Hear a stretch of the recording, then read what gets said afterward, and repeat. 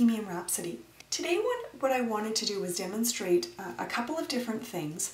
The first being this particular paper that I've chosen is a scrapbooking paper. I've talked about using scrapbooking paper before, and what it does is opens up a whole world of many different patterns and beautiful papers that you can find that aren't maybe available in wrapping paper, or at least not as accessible. The other thing that I wanted to show you was how when the paper is too small, how you can actually just patch it up really nicely. So in this particular case, the paper fits all the way around, but the ends are just slightly exposed. And so you can see the paper wasn't quite large enough to fit over those exposed edges. Now I actually have a second sheet of this paper, and so I just wanted to demonstrate how I would go about patching those ends just to give it a nice finished look. So the first thing that I would do is just measure the end of the rectangle that I need. Now, what I just wanted to show you kind of some different ideas. One is that I like the idea of the rectangle being slightly smaller than the end. So you don't want the edges of the paper to meet, you want this piece of paper to be smaller. So it's leaving a nice finished edge here and it's sitting just inside. So that's one thing that I wanted to mention, is just that you should have that rectangle a little bit smaller.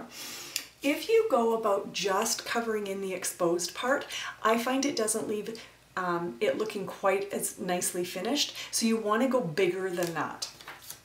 The other thing that I sometimes like to do, and I'm going to show you how to do this, but I love the look of, on a pattern paper, very often the back of the pattern paper is just plain white in a scrapbooking paper, and then the pattern is on the other side. And if you take it, I'm just going to set this down while I demonstrate.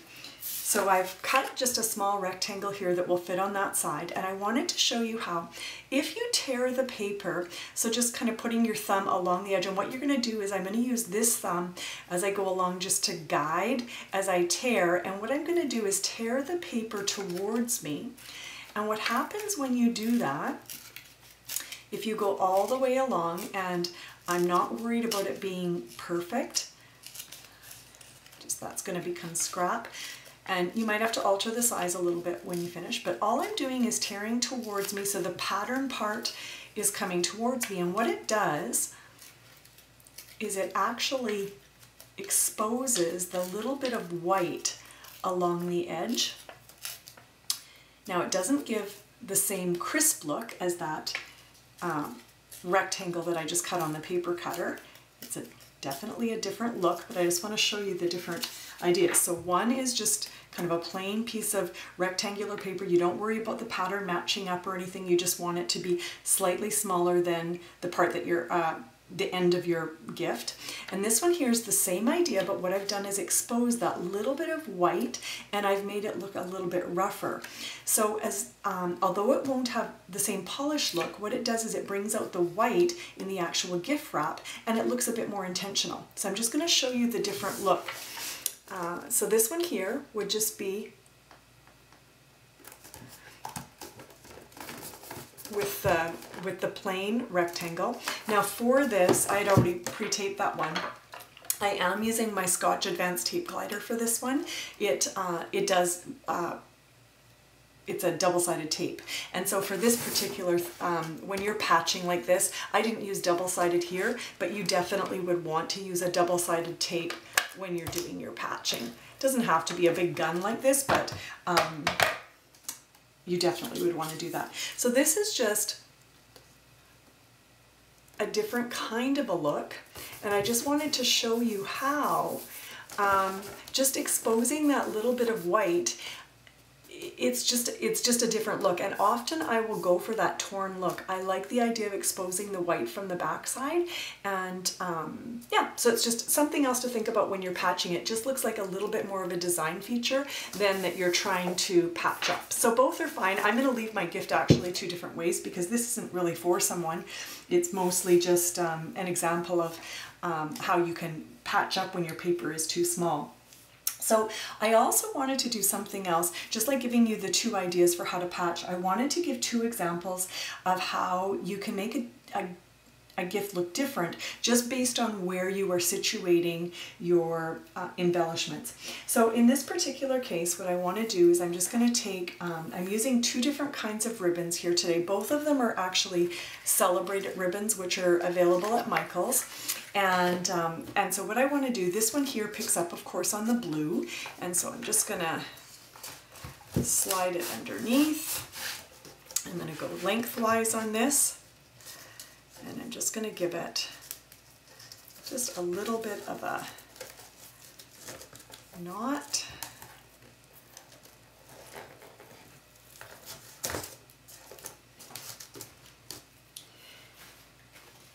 And then what I'm going to do is I'm going to take the other ribbon. Now this is just a plain white, but it does have the wire. So I always tend to go for the wire ribbons. I just like the way they look. And so I'm going to kind of even this out. Now you'll notice that this is a really, it's quite a long ribbon for going across the way of the gift, but I wanted again to show you a couple of different ways just by using the same exact materials how you can get a little bit of a different look. So I'm just going to pull that in and make my bow. Now you'll notice these ends are really long, so I can play with this to make my bow a little bit bigger, or I might just want to leave the ends longer. Of course I could trim them off as well.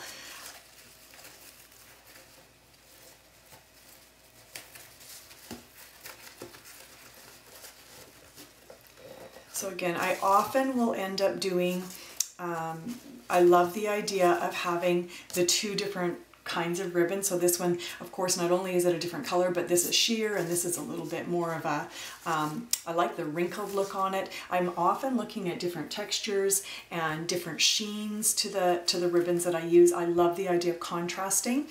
And so again, this could be finished just as is. I have left these lengths a little bit longer.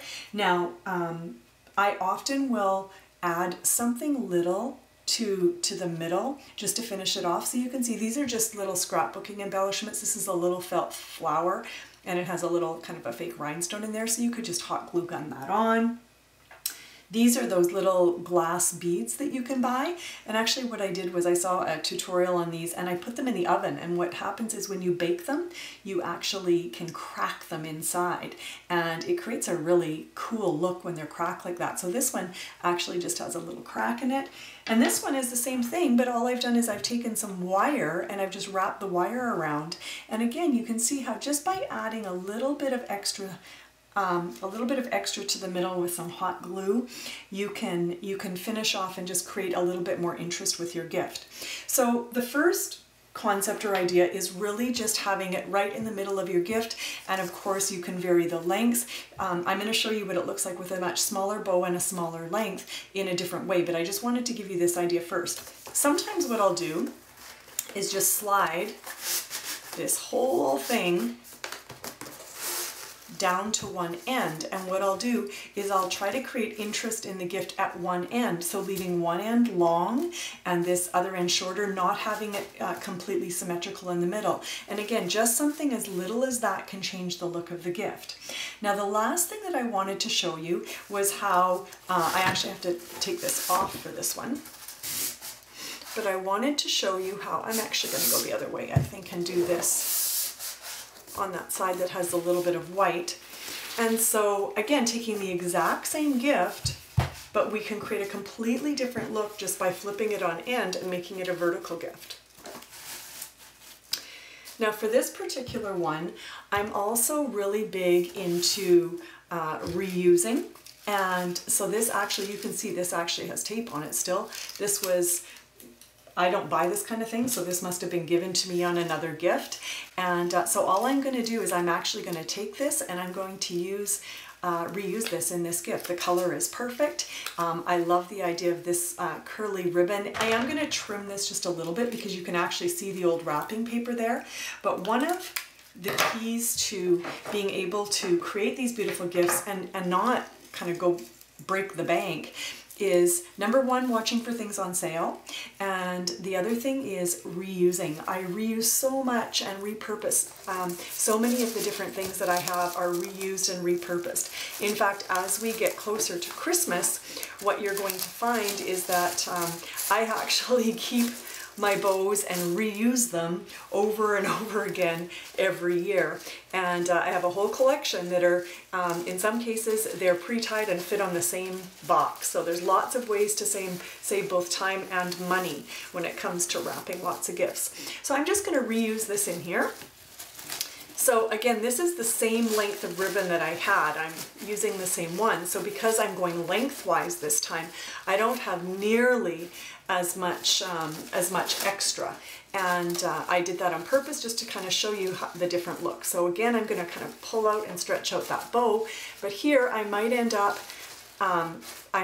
pulling to make my little loops on my bow smaller and my tails a bit longer, or vice versa. I might pull the loops a little bit bigger and then my tails are going to be smaller. Now these, you can tell I set this right underneath. You can't tell. I don't have it even pasted on or glued. The sticky doesn't work on it anymore.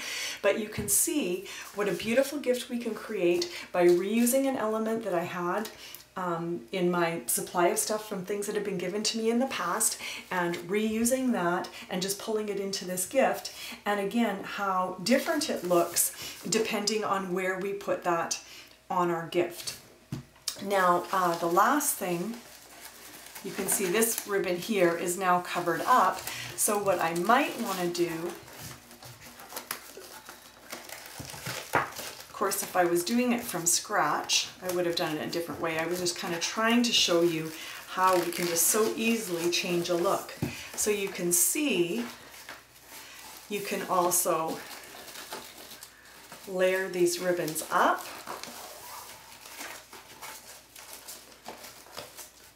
So if you layer them up, you can actually have the blue on top of the white to create another look. And so there's lots of ways that you can just use the exact same elements. I've used the same ribbons, I've used the same paper, and really just changing up where I actually choose to embellish my gift, and then just how I choose to add some dimension with some of the different things that I've reused. And again, same thing, it doesn't matter if this is on the top or on the side, you could go back and add some of those extra embellishments to this gift as well. So hopefully this has given you some ideas, again, how to use scrap paper from scrapbooking, and how when those pages aren't quite large enough, it doesn't mean that you shouldn't use them. It just means that you need to figure out a creative way to patch up those small pieces that won't fit together, and different ways of using the ribbons. So again, don't be afraid to play with them. I think one of the funnest parts about creating a gift is actually just taking time to play with them. So what I usually do is collect my materials. I find the colors and the textures that I want, and then what I do from there is I just begin to play with it and see how can I best create the look I like with the materials that I have available. So hopefully this has given you some great ideas. Thanks for visiting with me today at Bohemian Rhapsody. I hope you enjoyed the video. Please remember to click like and subscribe to my channel for more great gift wrapping tutorials. Also, don't forget to share if you like this post. Thank you. Have a great day.